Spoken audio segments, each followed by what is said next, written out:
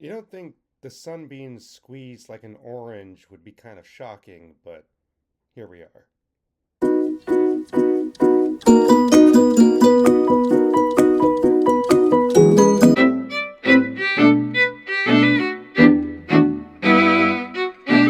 Hello, hello, and welcome to my channel. My name is Brandon Wheeler. Hi. I've done a lot of different book reviews and stuff, and the ones I've been lately doing is been on the Chronicles of Narnia. I've been reading this since Christmas, and been posting things about the different books and everything like that. Like seemingly y'all really like the Horse and His Boy. It keeps going on. It's got like over what 1,700 views. It's just like I don't know why it's popular, but to be fair, it's probably outside the original, my favorite Narnia book. But it's just kind of like interesting. Well, now we've come to it, the final book, quote unquote, the final book of the Narnia series, the last battle. There we are. Of course, you see what title thing I put on screen, so there's that. But it's all out of this and everything like that. So I'm finally done with it. So what do I think?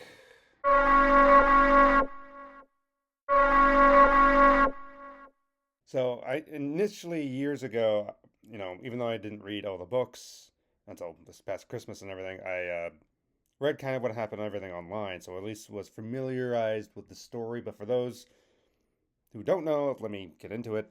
There is a ape by the name of Shift in Narnia, and Narnia is in its kind of a wintry days, if you know what I mean. Shift is just a clever little ape. He has a donkey named Puzzle who's just there, and Puzzle's not very clever and everything, but he's just mostly abused and everything by Shift to do all that is bidding and everything like that. And then one day they find something in the water.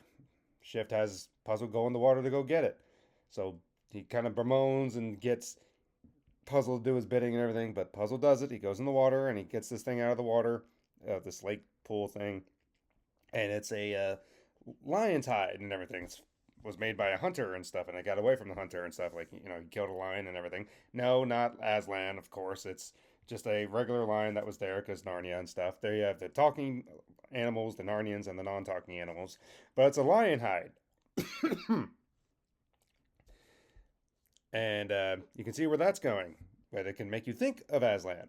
So what happens is that he puts Puzzle into this hide of a lion, and he's like, "Oh yeah, now you look like a lion." And he's like, "No one's gonna believe I'm a lion." And Shift's like, basically, in the words of today's generation, bet. Well, that's what happens. Then we meet King Tyrion, Tyrion. I'm gonna call him Tyrion, the last king of Narnia from Caspian's line, blah blah blah. He has a unicorn named Jewel. They're, just resting and stuff. They get told by a centaur that, hey, there's trouble afoot and everything. People are saying Aslan returns, and other animals come up saying, oh yeah, Aslan has returned. And Centaur's like, no, Aslan's not returned. The stars say something differently because the centaurs are very truth bringing when it comes to the stars and everything. He says there's bad omens and everything like that. Tyrion goes to figure it out and all that, and he sees Narnians being, animals being controlled by Calormans. Remember the Calormans from uh, different areas, and they're like, using them as like cutting down trees and everything like that. It was kind of in this section. It's very. There's a lot of things that are kind of almost horrific in this. Like you see one of the tree spirits, the dryads, whatever you want to call it. It's like a female tree spirit and comes over to King Tyrion. And it's like they're cutting down all the trees and everything. It's like who would dare do that? And you just see her kind of seize up and she just kind of falls over, meaning her tree's been cut down. I'm like, okay, that's horrifying. And it does get a little graphic because when Tyrion first encounters the Calormans, these two guys, he's enraged. He cuts one guy's head off, and Joel the unicorn stabs a. It says it gores a guy. He stabs him with his horn, and it's just kind of like, wow, uh that's out there. Okay, okay, let's see what we're going with. So we're continuing on with everything that's going forward and stuff. He finds out like, okay, this ape is now speaking on behalf of Aslan, and the animals are all scared of him because Aslan's very wroth with them all, and they have to do Aslan's bidding and stuff. But they're also very just kind of like, can we see Aslan? It's like you fools are not even smart enough to know like there's a bear, and like I don't understand any of this, and it just keeps going on with that. And at first, Tyrion is for a moment bereaved because he thinks, what if I have gone against Aslan's will? And he's sad and everything, and him and Jewel, they're resigning their fates, they're turning themselves back over to Kellerman's, even though they kind of arranged for an army thing come together, but they kind of resolve their fates like, maybe we have been bad and we've gone against Aslan. They arrest him, tie him to a tree, and everything. I guess intention of killing him later. But that's when Eustace and Joe arrive, and they, from back in the back from the previous book, and they arrive and they get him out of there and everything. But they still feel like there's something going on, like there's like a false equivalency of what's going on. It's like, they can't be Aslan or anything like that. There has to be something going on. And they feel like there's stuff. They get into their armor and everything. They go into different stuff, but then they have a. I'm trying to put all the thoughts together because it just gets. There's this one section that kind of infuriates me with something. Remember how the dwarves are always, you have different dwarves saying, like, oh, we wish we were back under the White Queen, and you have dwarves saying this and that. And they're overall, you could say the dwarves are not overly friendly towards Aslan. Throughout the history of the books, dwarves are not always trustworthy. Well, they come upon a bunch of dwarves being taken by Calamans and stuff. Tyrion comes over, they free the dwarves from the Calamans, and they're like, hey, we can do this together. We will help fight the Calamans off and everything for Aslan. And the dwarves are suspicious of them at first because in order to kind of get to where they were, they kind of dressed themselves as Calamans. They put on their kind of garb, they put on their kind of suits and everything like that. So they're disguised. So the dwarves are a little bit cautious, like, yeah, we don't believe you. How do you know you're actually who you say you are? But also, they start going into like, yeah, we don't want anything to do with Aslan, kings, all this different stuff. We don't want anything to do with anything. The dwarves are for the dwarves. We will do our own way. And they just kind of leave it off, which completely shatters the morale of Tyrion because he's like, I'm trying to build an army here. I'm trying to do stuff. We got to kick the Calamans out of Narnia and all that. And he just keeps going and stuff. And it's not long after they kind of spy on it. It's either before this or after. They spy on the group, and the animals are talking to Shift and saying, like, show us Aslan again. He's like, no, we're going to do this. But it's like, hey, we have these Calamans here. The Calamans keep saying Aslan's this and Aslan's that and all that. And they keep saying Tash is greater and stuff. What are you talking about? Seemingly, Shift is actually in league with the Calamans, and he says, you are beyond your stuff and things. You think Tash and Aslan are two separate things and stuff? We have gone beyond all that. Tash is Aslan. Aslan is Tash. Or Tashland, as you want to call them. They're the one and the same, which confuses the Narnians like the bear. He's like, oh, I don't understand that. How could they both be the same? They're completely different depictions of everything. You know nothing at all. They're one and the same. They may be depicted differently, but they are indeed the same. Which the Calamans and the other stuff keep saying. And it's just, I'm like, okay, I see where you're going with this. But so of course they, that infuriates Tyrion and everything, but they get more infuriated when they're still waiting what to do. One of the dwarves, Poggin, he comes over and he rejoins Tyrion. He's like, you know what, I'm going to be faithful and everything's like, good. You're not all dwarves suck, but you're okay. They kind of do see like a giant creature that looks like the description of Tash, like a giant vulture with multiple arms flying and stuff. It's very heinous looking and stuff. They see that, it makes them scared and all that. But they get word from Cair Paravel and everything that the Calamans have attacked. The Calamans have basically killed everything, including the centaurs and stuff, because an eagle comes by and he tells everything that happens, including he was the last one to be with a centaur, and the centaur, I think his name was Runewit. It's sad. It's like everything's gone, and Tyrion's like, the Narnia is no more. So they decide, you know what, we're gonna go after the thing. Maybe we can try to free the talking animals, the Narnians there, and we're gonna try to see if we can help us fight against the Calamans and stuff as a last ditch effort. Well, there's this cat, and one of the top Calamans, they're kind of in cahoots with something. Not exactly sure what they have planned, but they're kind of saying like, yeah, we're gonna get rid of this ape, and we're gonna be the ones in control and stuff. Well, they keep going, and they arrive at the camp and stuff. And once again, the animals are puzzled why Aslan won't comes out, because up to this point, they've been only showing Puzzle in the lion hide this whole time. Been showing him up until the up at night in the darkness of the fire, even though he's far away and they can see him in the fire, but he's far enough away they can't recognize like it's a donkey in a suit. And when they rescued Jewel, when they went and got Tyrion and Jewel out, that's when they got puzzle up into that time and freed him from his suit and everything, and he was with them. So now that puzzle's gone, they're saying like, no, Aslan won't come out to you anymore. Tashlan will not answer you anymore. He will not come out. He is angry.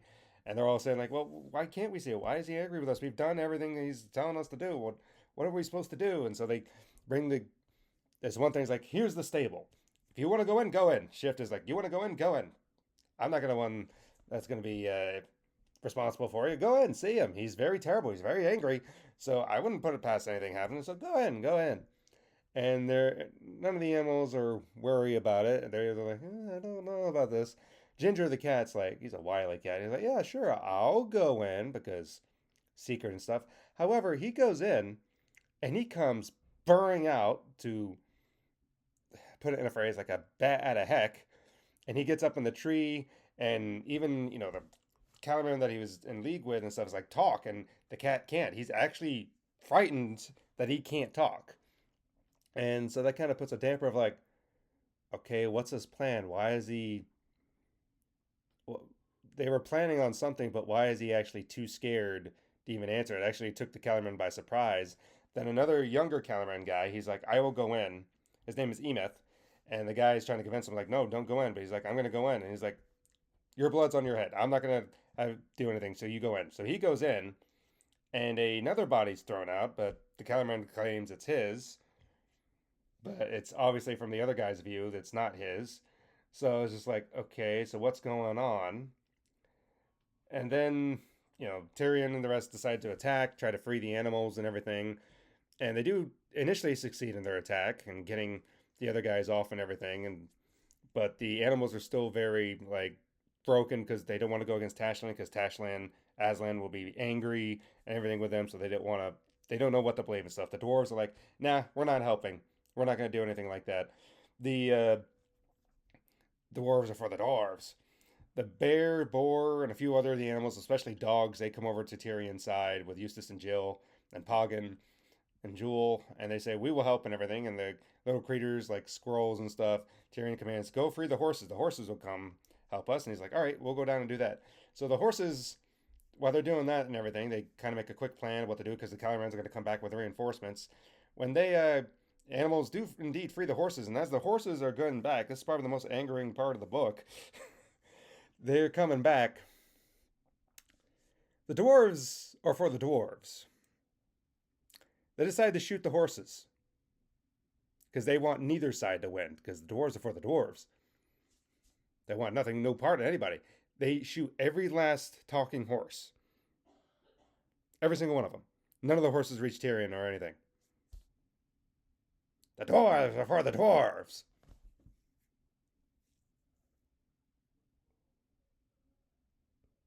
I had to reread that section twice because it's just like, you idiots, you backstabbing. But this has been a thing about the dwarves throughout the whole thing, and it's just aggravating what goes on. That was sad. But the Calormans come back, and Tyrion realizes, after initial attack and stuff, Eustace gets taken. He gets thrown into a stable. Jill gets pulled away by her hair by one guy. There's a boar. He gets stabbed and everything. He's going back and forth. It's very sad. This bear is like, I don't understand anything. It's like an innocent bear. He tries to help Tyrion, but he gets killed. And his last words are like, I don't understand. I don't understand. It's very sad. It's just sad. And Tyrion's the last one standing, basically, and they keep pushing him towards the stable. And they succeed. They push him towards the stable because that's where everything's been going in. Has been freaked out or dying. Heck, even the ape got thrown in, and the ape got seemingly, no one knows what happened to the ape except noises happened. It was very horrific noises. But Tyrion, the last battle, he tries fighting, and he takes the head Calamon guy that was doing stuff. He pulls him by the belt with him into the stable. They get inside the stable, and they see the giant Tash is indeed in there. And he kind of comes over and just like picks up the Calamon and basically is about to eat him. But then a voice springs the Tash away, and he runs off. Whether it was Aslan or Peter, I don't know, but lo and behold, Tyrion sees all these people in armor and stuff. He sees Peter, Lucy, Edmund, Professor Kirk, the Polly lady that was with him in that book, Eustace and Jill. He sees them all, and he's like, oh, Hi, how are you? All of you? And they're just all there. It's like, we don't know. We're all waiting at a train station. We were here and we don't know what happened. We thought we got pulled in by Aslan or something for some reason, and so we're going forth. And they just start exploring deeper into the stable. They actually see these dwarves who are also thrown in there because the dwarves, they also stayed and kept trying to peck at the Kellermans when they got reinforced themselves because the dwarves are for the dwarves. We're going to fight everyone now. Whether some escaped or some died, it's not really clear, but there was only 11 left when they got thrown in there. And they kept trying to get the dwarves to see them, but the dwarves wouldn't see them except that they're in a deep hole and they wouldn't do anything about it. Even when Aslan arrives, he shakes his mane, gives them food, does all these things because they said, make him see us. He's like, I'll give you what I can and cannot do. He does everything to show that he's there, but they still refuse to believe it. He's like, they're trapped in the prison of their own mind. They don't want to escape it. The dwarves are for the dwarves, they keep saying. And so it's just like, all right. So Aslan's like, okay, now it's time for it to end. Time. Time! He yells time, and they look through the door of the stable. And just an apocalyptic thing just goes on and everything. And it just destroys Narnia. Like, all the beasts and all the creatures and everything gets swallowed up. The stars come falling down, and the earth gets, like, covered with water and stuff again. And each creature on the other side of the door come up to Aslan, and those are like Narnian beasts who recognize him and stuff. They become dumb talking beasts, no longer regular talking animals, and they get sent off to his left, including all the other people that don't. But all the ones who recognize Aslan and are happy to see him and stuff, including some of the dwarves, they go off to his right. And and then it shows like time waking up. It says like time would wake up at the would go to sleep at the first day of the world and wake up at the last day of the world where he have a new name, which didn't give his name, but if his time is end or death, I don't know. But it describes the sun and then the moon coming up towards the sun, and the sun kind of like latching out like tentacles in a way, like rays to grab the moon to draw it into itself, like in a last embrace. And time like reaches up, grabs the sun moon, and squeezes it like an orange, and everything just goes black and icy cold. And Aslan tells Peter to close the door, and Peter closes the door, and it's just icicles and frozen, and his hands are cold and everything, and he has to lock the door. And it's just like, what in the world? Goodness. And he says, now we have to go towards Aslan's country, farther up and further in, or farther in. And they start walking. The dwarves are still there in that stable. They're just talking, still refusing to believe anything. They're just stuck in their hole. I have no clue what happens to them. If the world's over, what happens to them? Do they get transferred to a different world? What happens to the dwarves? I don't know. So they keep going. They encounter that young Calorman, Emeth, and he kind of tells what happens and stuff. He actually met Aslan, and the Aslan says, I know you were serving in Tash and stuff, but the things you were trying to do was actually unto me and stuff in a way. All the stuff that was refuse was to Tash, because I guess Tash is kind of like the devil in a way, the false one. And they start being able like they can like fly and such in a way, and they start meeting and they go through like all the water and stuff, but they can go up and down the waterfall without any issue. They go through all stuff. It's like, hey, this looks like Narnia, but it's like more real than the other Narnia was, like with all the vibrant colors and how everything was.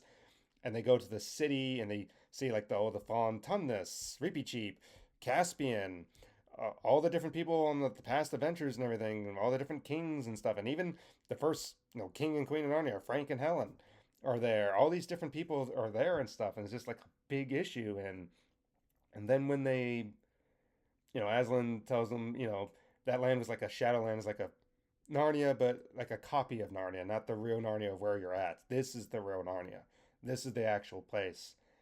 But they were kind of confused, like we thought we would be here and stuff like that. And Aslan tells them there was a rail accident, there was a train accident, and it basically killed everybody, the entire family.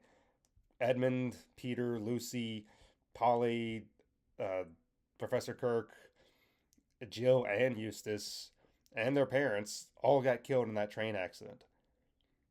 And it's just like the only way to kind of keep them from dying there technically is to bring them to Narnia in such a way. Let me just read to you the last page of stuff. This is the last page. No fear of that, said Aslan. Have you not guessed? The heart slept, and a wild hope rose within them. There was a real railway accident, said Aslan softly. Your father and mother and all of you, as you used to call it in the Shadowlands, dead. The term is over. The holidays have begun. The dream is ended. This is the morning. And as he spoke, he no longer looked to them like a lion, but the things that began to happen that were so great and beautiful that I cannot write them. And as for us, this is the end of all the stories, and we can most truly say that they lived happily ever after. But for them, it was only the beginning of the real story. All their life in this world and all their adventures in Narnia had only been the cover and the title page. Now at last they were beginning chapter 1 of the great story, which no one on earth has read, which goes on forever and ever, and which every chapter is better than the one before.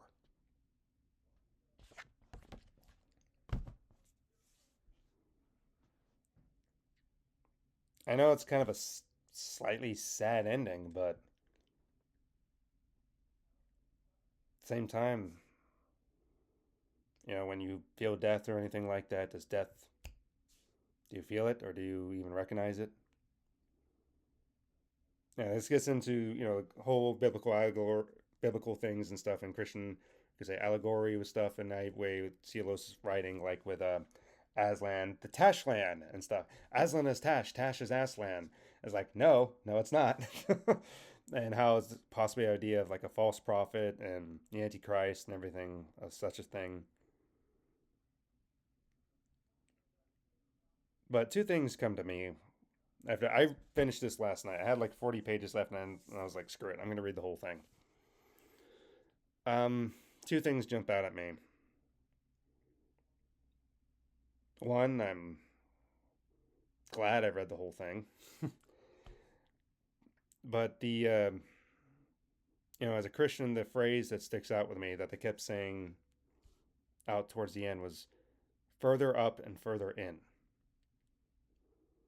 As a Christian, you may say like, oh, it's this, it's going further up and further into the Lord's presence and word, spirit, and everything, and that's something I'd want. But that phrase, further up and further in, kind of describes how I feel about it. And it's just like, well, now I know what the phrase is. So that's good. And that phrase is going to stick with me. I'm going to keep quoting that phrase. But I know from letters and stuff I've read online, there's always been questions about what happens to Susan. And seemingly, from what I know, C.S. Lewis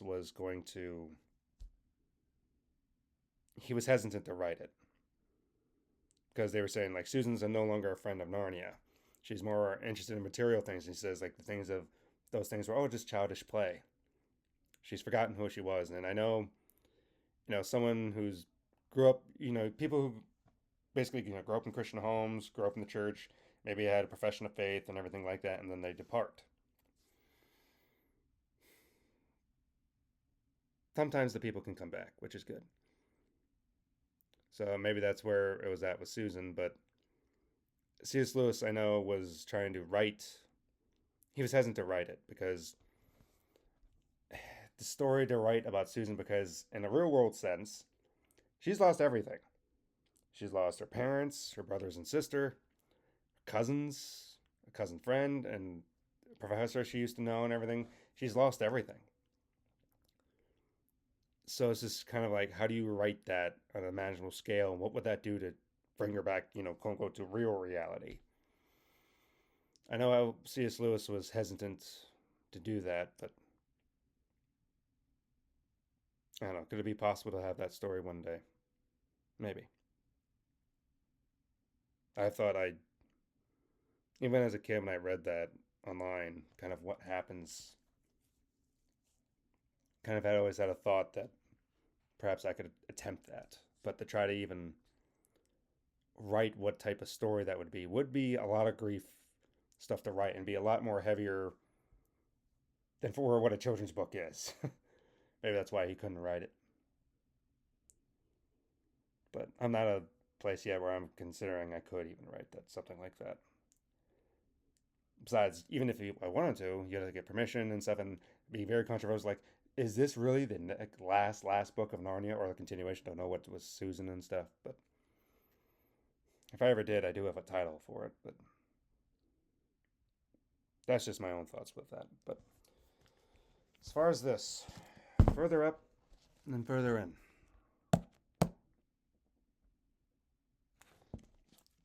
I stayed up maybe about 20 minutes after I got done reading, thinking about that phrase and thinking about the series, how I got done reading it. On one hand, I'm glad that I did it, but on the other hand, I'm sad it's over. It's not over because I know I can return to the pages and read all the time, but after reading it for the first time ever, it's just like, wow. So, I can't show it. I thank you to C.S. Lewis. I know he's with the Lord and everything, but if he was alive, I would say thank you. Chronicles of Narnia, even if it's just the first one, was always something that I appreciated very much, even as a kid. It's dealt with animals and biblical things. That's what I kind of draw on for inspiration idea. I don't use the ideas and stuff. Like I have a mouse who's a fighter and stuff, and you would say it's like, oh, he's a lot like Reaper. No, my inspiration from was Tom and Jerry. But the idea is, a talking mouse with a sword and stuff. Some idea. Using animals is something I just like using. So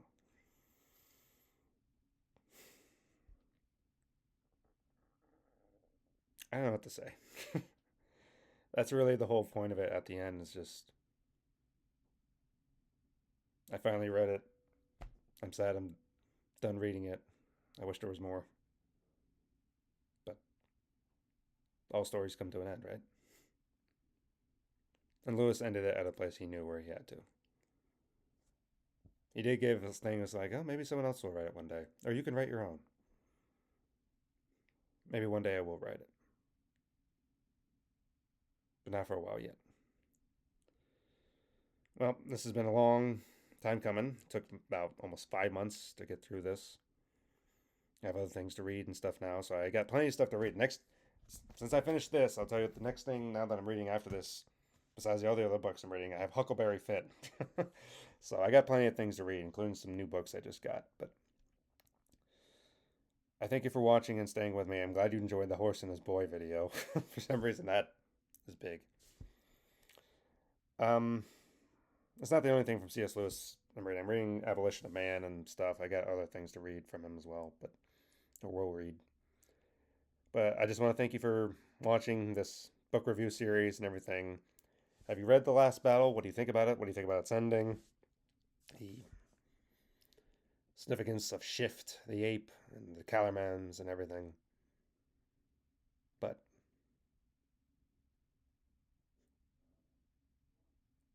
I don't know how to really feel. It's just kind of like a feeling and stuff I've been feeling since last night that I finally finished it. And it's just like, what next? What can compare?